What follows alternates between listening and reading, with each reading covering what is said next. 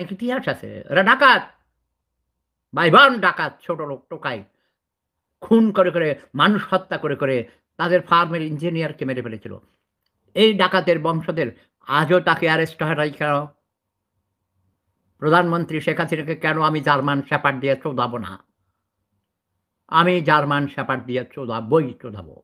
আমি যদি মরে যাই, আমার পিঁপড়া বাহিনী, আমার যারা বড় আমার ভক্ত, আমাকে ভালোবাসো, আমার প্রেম ধর্মের অনুসারী, সবার কাছে আমার একান্ত অনুরোধ, তোমরা শেখ হাসিনাকে জার্মান শেপার্ড দিয়ে চোদাবা, এই খানকি-মাকিরে ঠেক করে দাও, ক্ষমতাচ্যুত করো। বাংলাদেশ সে ৭১-এর যে স্বপ্ন নিয়ে আমরা যুদ্ধে গিয়েছি, আজও ভাঙা মেরুদণ্ডের ব্যথা চিনচিন করে। এই যে কিছুক্ষণ আগে ডাক্তারের কাছ থেকে এসেছি।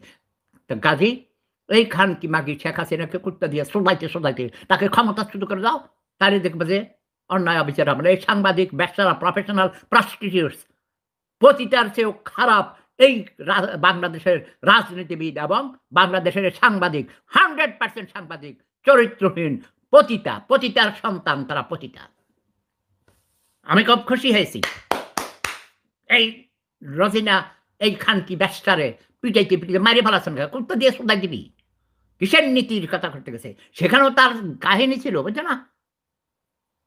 চুক্তিটাকে এইসব নিয়ে ভয় দেখাইয়া ওদের এমডিদের কাছ থেকে মাল পানি বহুত বানাইছে। খোঁজ নিয়ে দেখা যায় এই খানকি-মাগির কোটি টাকার সম্পত্তি আছে ঢাকা শহরে বা বিভিন্ন জায়গায়। ঢাকাতে যাই কয়েকটা অ্যাপার্টমেন্ট আছে। আর সাংবাদিক যারা এই মহিলা খানকি-মাগিরা এরা শ্রদ্ধা দেয়। বহুত শ্রদ্ধা দেয়, আমি জানি। I am sorry. সাংবাদিকদের গোষ্ঠীর চুদি, রাজনীতিবিদদের গোষ্ঠীর চুদি।